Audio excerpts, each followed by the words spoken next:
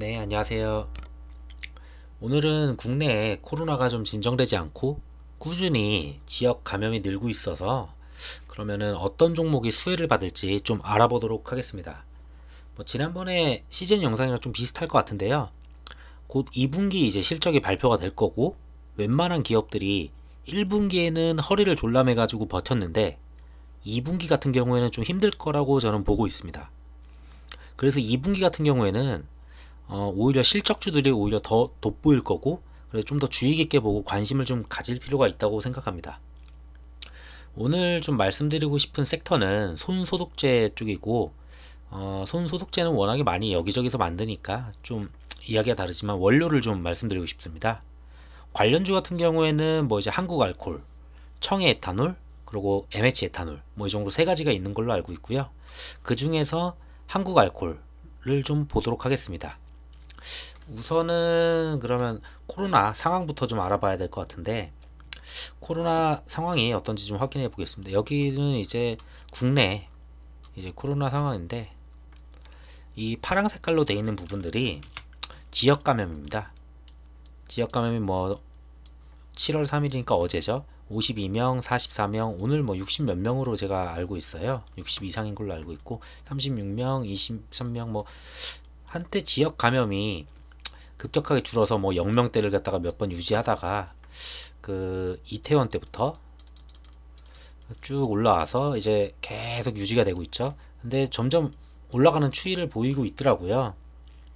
그래서 국내 같은 경우에도 지역 감염이 잡히기가 좀 어려운 게 사실상 뭐 회사를 갖다가 지금 재택근무를 이제 거의 안 하잖아요. 하는 것도 있지만 그리고 종교시설 그리고 학교까지 계약을 해서 어쩔 수 없이 이제 다 열어두었기 때문에 이거를 쉽게 잠재우기는 어렵다고 보고 있습니다. 그러면은 손소독제, 다시 말해서 이제 알코올 쪽이죠, 원료. 1분기 대비해서 2분기에 얼마나 더 사용되고 1분기보다 2분기에 얼마나 더 많이 썼기 때문에 이게 좀 더 관심 있게 봐야 되는지 한번 확인하도록 하겠습니다.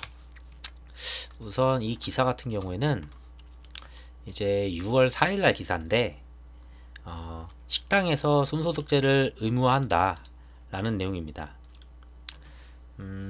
다시 말하면은 여기 있네요. 식품의약품안전처는 신종 코로나 바이러스 감염증이 지속되는 상황에 식품 안정성을 확보할수록 이 같은 내용이 담긴 이제 시행규칙을 갖다 개정을 한 거죠. 시행규칙을 개정을 했는데 이게 4일날 발표를 했습니다. 이 6월 4일이 좀 기억을 해주시면은 6월 4일 같은 경우는 이제 2분기에 포함이 되죠. 그러니까 앞전에 있었던 1분기에는 의무가 아니었지만 6월달 한 달만큼은 웬만한 식당들이 전부 다 손소독제를 구비했다라고 보시면 될 것 같습니다. 뭐 더 많이 쓴 곳들도 있고요. 뭐 그 전에도 이제 손소독제를 뿌려주는 곳들도 있었는데 이렇게 의무화가 되면은 당연히 식당이 한두 개도 아니고 굉장히 많이 늘겠죠. 그 다음에 이제 계약입니다. 고등학교부터 이제 계약을 먼저 시작을 했어요. 근데 이제 학교에는 이제 당연히 있겠죠. 학교에는 비치가 되어 있어요. 근데 초등학교 같은 경우에 그 보면은 등교시 이제 개인 준비물 있죠. 마스크 2개, 뭐 개인 물병, 휴지, 소독 티슈. 이렇게 소독 티슈를 가져와라 라고 이제 초등학생들한테는 모두 다 이제 이야기를 했었고 그래서 필수 준비물인 거죠. 그래서 초등학생들 이제 가기 전에 향균 티슈가 이제 동이 났었죠. 근데 제가 좀 찾다 보니까 초등학교 계약 준비물로 이렇게 티슈도 있었는데 이건 필수지만 몇몇 초등학교들은 뭐 500ml짜리 손소독제를 갖다가 계약 준비물로 지시하는 경우도 있었고요. 이거 이외에 개원 뭐 이제 유치원이죠. 유치원도 있고 학원도 있죠. 학원 같은 경우에도 2분기 중에 6월이었었나? 그때부터 그 고위험 뭐라고 말씀을 드려야지 고위험이 가능한 그런 구역이기 때문에 필수적으로 이제 손소독제를 비치해라 라고 했었습니다. 그래서 모든 학원들도 뭐 노량진부터 해서 모든 학원들이 이제 다 손소독제를 비치를 할 수밖에 없는 그런 상황이었었고 그게 전부 다 2분기라는 점 이게 1분기랑 다르다는 점 그렇게 좀 생각하시면 될 것 같아요. 그러고 그러면은 이제 손소독제에 한국 알코올이라는 곳이 어떤 걸 생산하고 원료로 쓰이는지 이 기사를 통해서 좀 볼 수 있는데요.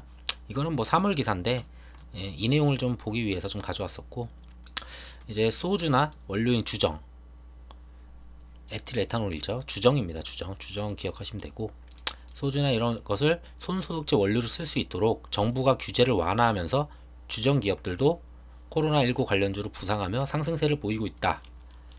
이게 3월이었어요. 3월. 그러니까 1분기에는 그렇게 한국 알코올이 막 엄청 많이 막 매출이 커지고 이익이 커질 수 있는 그런 구조는 아니었다는 거죠. 아시다시피 1월에는 코로나가 막 그렇게까지 막 그 부상을 하지 않았어요. 그렇기 때문에 1월을 제외하고 6월에는 의무화 굉장히 많았죠. 지금 보여드린 대로 오히려 여기서 매출이 늘겠죠. 얘랑 1분기와 2분기를 비교하면은 굉장히 차이가 클 거라고 저는 예상을 합니다. 자, 그러면은 이제 간단하게 한국 알코올의 분기 보고서를 좀 보고 갈게요. 분기 보고서 미리 좀 찾아놨고요. 분기 보고서를 보게 되면은 이제 주정 같은 경우에 한국 에탄올은 이게 분기, 그러니까 1분기 보고서입니다. 정제 주정, 합성 주정, 무수 주정 이런 식으로 하고 있고, 매출액은 100만원 단위로 35,000, 그리고 비율이 이제 36% 이제 나왔습니다.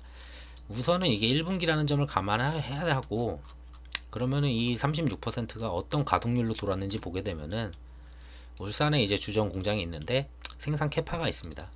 지금 캐파 풀로 지금 돌렸습니다. 지금 뭐 이제 39,000 MT가 뭔지 모르겠지만, 네, 미리톤인지, 네, 그래서 99% 가동률을 보여줬었고, 그러면은 얼만큼 벌었는지, 얼마나 매출이 늘었는지 1분기 1월도 빼고 생각하고 의무화도 빼고 생각을 했을 때 얼만큼 늘었는지 보게 되면은 이게 2019년이고요. 2019년도에 이 정도. 근데 2020년 1분기 3개월 동안만 1년 매출을 뛰어넘는 수치를 보여줬습니다. 당연히 수출은 못했겠죠. 네. 해서 이만큼이 나가게 되고, 제품 같은 경우에도 이제 내수가 이 정도였죠. 1년간 77인데 1분기 1월을 거의 제외했다 싶을 정도였는데도 거의 1년 매출의 절반을 그냥 1분기에 그냥 해냈다고 보시면 될 것 같습니다. 이런 상황이고, 마지막으로 그러면은 간단하게 차트 보고 마무리하도록 하겠습니다. 우선 얘 같은 경우에도 움직임이 굉장히 좀 둔했어요. 보시게 되면은 맨 밑에 있는 게 제가 봤던 지지선이고, 지지선 아래에서 굉장히 많이 횡보를 해왔죠. 한 번씩 슈팅은 있었는데 그렇다 할 슈팅을 보여준 적은 단 한 번도 없습니다. 첫 번째 선 같은 경우에는 여기 그리고 여기들 지지 계속 받았죠. 뭐 이거는 뭐 거의 지지 받았다고 볼 수도 있지만 여기 전부 다 쫙 지지 받고 갑니다. 그리고 지금도 뭐 지지에서 그렇게 많이 튄 것도 아니죠. 그럼 두 번째 선 같은 경우에는 거의 이제 이렇게 박스권들 안에서 이제 놀았던 거를 표시하게 되면은, 왜 박스권이었냐 보면 여기 쭉 가면은 여기 있죠. 다 굉장히 의미가 있는 자리들이에요. 보면은 뭐 여기서도 막히고 여기서 이제 눌리고 계속 이런 식이죠. 그러고 오늘 날짜에도 여기 맞고 그대로 내려오죠. 뭐 많이는 안 내려왔습니다. 거의. 그러면은 그 다음 박스권을 돌파를 할 건가, 그게 중요한데, 이전에도 한번 했다가 이제 돌파를 해도 여기서 이제 막혔었거든요. 이 세 번째 선, 제가 그어놓은 거, 이 세 번째 선에서도 계속 꾸준히 막혀 왔었는데, 이 세 번째 선은 보시게 되면 요때 치고 떨어지고요. 뭐 그 다음 날도 뚫으려고 했는데 또 못 뚫었죠. 뭐 이것도 거의 뭐 뚫긴 뚫었지만 다시 이때도 요 자리, 이때도 뚫고 바로 그대로. 그래서 요 자리가 굉장히 의미 있는 자리라고 보고 있고요. 이게 제가 알기로 이게 금액이 얼마였지?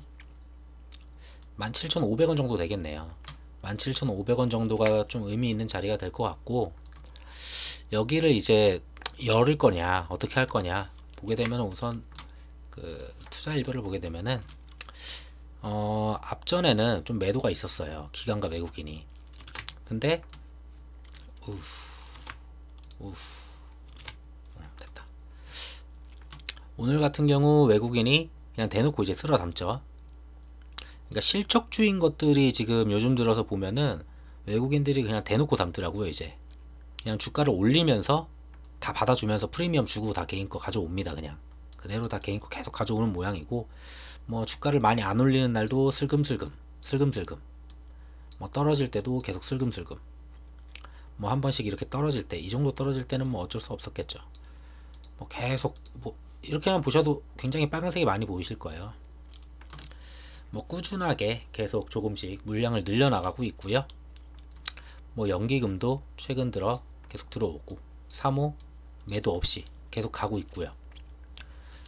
네, 이런 상황에서 외국인과 얘네들이 끌어주는 모습이 조금 냄새가 난다라고 좀 말씀드리고 싶고, 여기 같은 경우에 이제 돌파를 한다면은 우선 여기는 쉽게 돌파를 할 거예요. 여기는 쉽게 돌파를 하는데 여기를 맞고 당연히 또 떨어지겠죠. 왜냐면 보여줬던 게 이력이 굉장히 많기 때문에 당연히 맞고 떨어지는 모습 보여줄 거고, 여기 지지하기 전에 한 요 정도쯤에서 다시 올라가면서 요 라인, 신고가 라인 돌파해서 이 위에 안착할 거라고 저는 보고 있습니다. 우선은 2분기 실적 전에 웬만큼 움직일 거고, 실적이 발표가 되면은 뭐 더 갈 거다라고 얘기하는데, 사실상 실적 발표가 돼서 오픈이 되면 그때 잠깐 슈팅 일어나고, 보통 재료 소멸이라고 보기 때문에 윗꼬리를 달고 이런 식으로 떨어지는 경우가 굉장히 많아요. 아까 전에 그 사업 보고서, 분기 보고서를 보여드리면은, 이 분기 보고서가 5월 15일 날 나왔었죠. 제가 알기로 이게, 저도 이때 제가 얘를 들고 있었었는데, 이게 장중 오후 2시인가 이쯤 나왔었던 걸로 제가 기억을 해요. 이때 오후 2시 때 2만원 돌파해 2만원 찍고 바로 떨어지죠. 재료 소멸인 거예요. 재료 소멸이었고 그만큼 계속 떨어지죠. 그래서 결국은 여기 지지선 이제 왔다 갔다 또 다시 지지하다가, 이번에는 근데 2분기 실적이 굉장히 좋을 거라고 1분기보다 더 예측이 되는 바, 전보다는 더 빨리 외국인과 기관들이 전부터 물량을 꾸준히 모아왔었던 점들 봤을 때는 뭐 좀 주의 깊게 관심 있게 볼 필요가 있다고 봅니다. 우선 이 내용이 좀 도움이 되셨고 그러시면은 구독 부탁드리고요. 네, 여기서 마치겠습니다. 감사합니다.